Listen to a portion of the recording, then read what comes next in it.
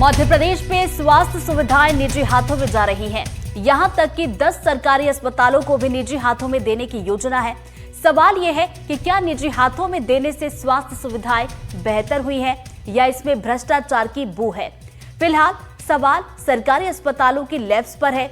इन labs को चलाने वाली कंपनी कहती है कि उन्होंने सिर्फ सरकार की शर्तों के हिसाब से काम किया है।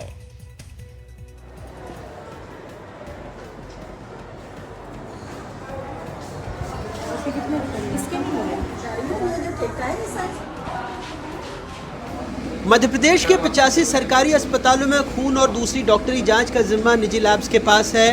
रोजाना यहां हजारों टेस्ट होते हैं।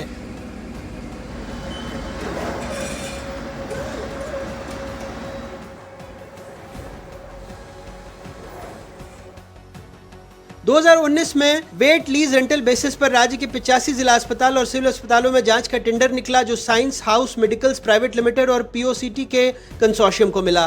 बोली में दूसरी कंपनी को तकनीकी आधार पर अयोग्य करार दे दिया गया।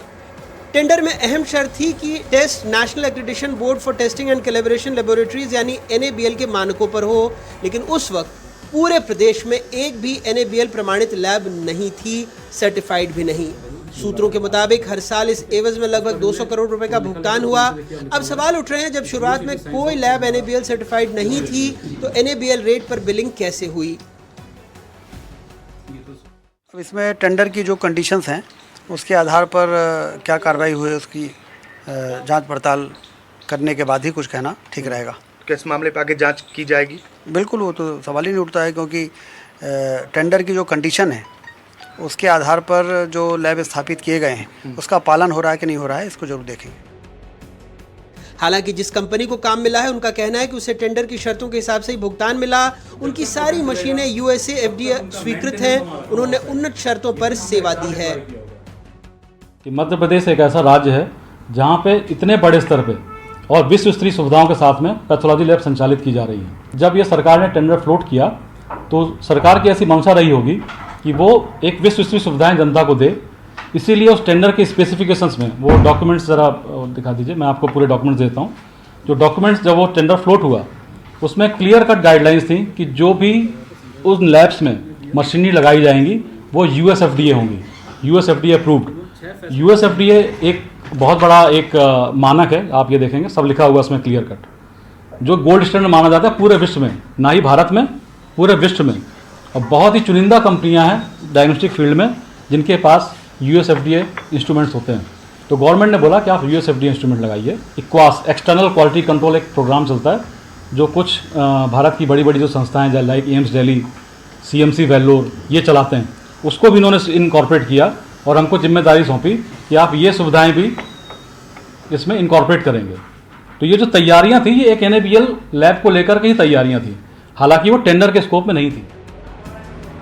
स्वास्थ्य विभाग के अफसरों ने कैमरे पर प्रतिक्रिया नहीं दी, लेकिन कहा कि मकसद विश्व स्तरीय सेवाएं देना था। दावा किया इससे रिपोर्ट तेज और बेहतर हुई है।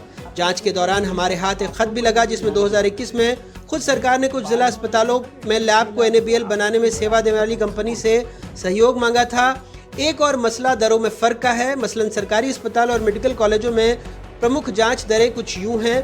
सीरम क्रिएटिनिन जिला अस्पताल में 43 रुपये 47 पैसे, CHC में 25 रुपये 85 पैसे, जबकि मेडिकल कॉलेज में 18 रुपये 27 पैसे।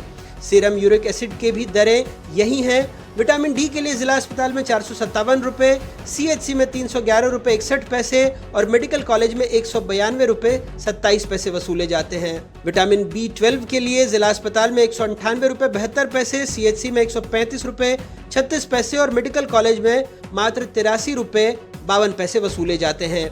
हालांकि कंपनी का कहना है मेडिकल कॉलेजों में बहुत सारी संरचना पहले ही दे दी गई, इसलिए वहां दरें कम है, जबकि जिला अस्पतालों में सारी मशीनें उन्होंने खुद लगाई हैं।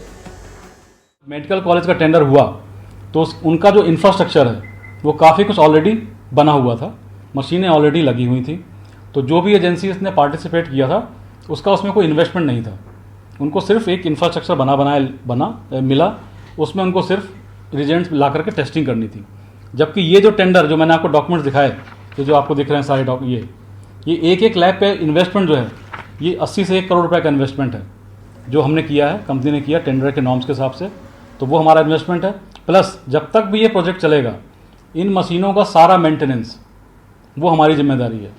यहाँ पे जो इनमें मशीनों में जो इनके रिजेंट्स लगेंगे वो सप्लाई करना हमारी जिम्मेदारी है, प्लस इनके रख रखाव के लिए जो ह्यूमन रिसोर्स डिप्लॉय करना है वो भी हमारी जिम्मेदारी है।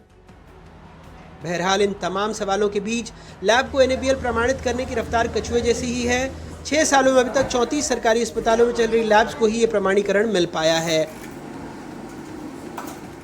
ये मध्य प्रदेश की राजधानी भोपाल का जिला अस्पताल है और यहाँ जो MRI के लिए बोर्ड लगा है उसको देखकर आप समझ जाएंगे कि माजरा क्या है। दरअसल स्वास्थ्य सेवाओं में पहले जो सेवाएं थी, टेस्ट थी, उसको निजी हाथों में दिया गया और अब आलम यह है कि कुछ जिला अस्पतालों तक को ही निजी हाथों में दे दिया गया है और जानकार इसी पर सवाल उठा रहे हैं। भोपाल से अपने कैमरा सहयोगी रिजवान खान के साथ अनुराग द्वारी, NDTV।